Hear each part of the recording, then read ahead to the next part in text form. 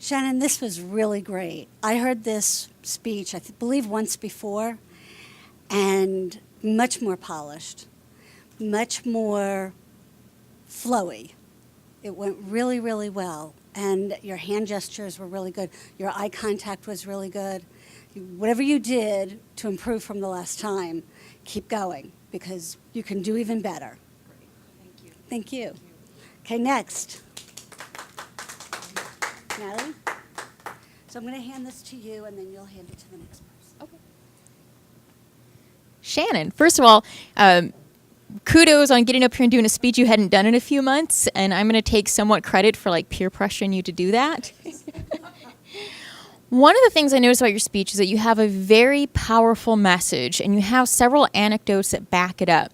One thing I can think you can do to really make your message be clear is have a very definite through line. So you have these different stories, but without giving us the breadcrumbs, it's hard to follow why these stories are connected. So between your sister's apartment full of animals, your love of bad boys, refinding your faith, bring them together with a common through line, even if it's a phrase that you have to repeat more than once, or a thesis statement, like your main point that you keep coming back to. Here's why this is important. Here's how these are connected.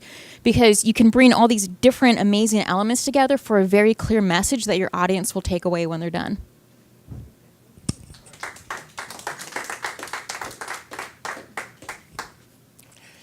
Really nicely done. And having seen this a few months ago, I loved the innovation that has happened and the steady improvement. Really nicely done.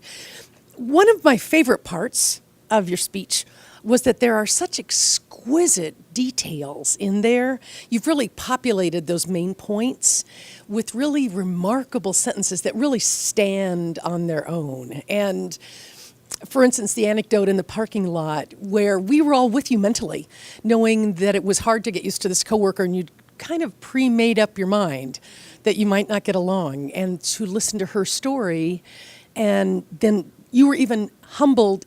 You demonstrated it physically as you told the story and said instantly, that grounded me. There were several punchlines like that that really had marvelous points to them. And that's what makes it so exciting to listen to the contents as you go. Really, really nicely done.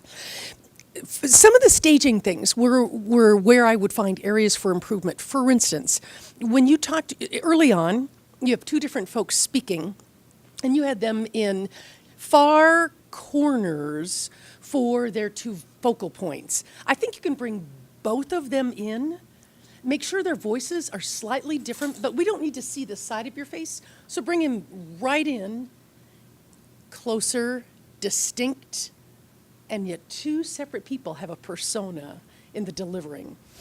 I like the way that you show vulnerability in this, and I think it really shows amazing grace. Very nicely done.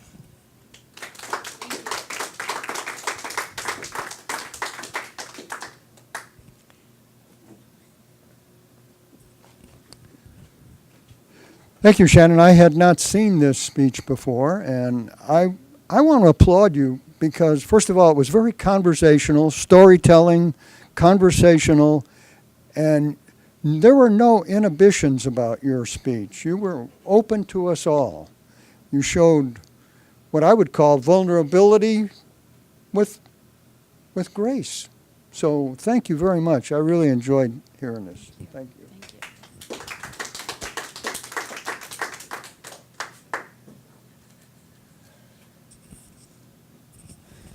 All right, Shannon. Well, I loved your story. I love the personal motivation behind it. I think it lacks one piece of intimacy that would be so easy for you to add to it, and that's, so you told us what you liked about the bad boy, but those were things that a good boy could have possessed. So I wanted to hear, like, what was it that attracted you even though you knew it was an empty attraction? And then the same thing applies for your sister's attraction with the animals. We know that that's empty, that's not the full deal, but tell us more. What is it that brought us to that? Why is she looking for that emptiness?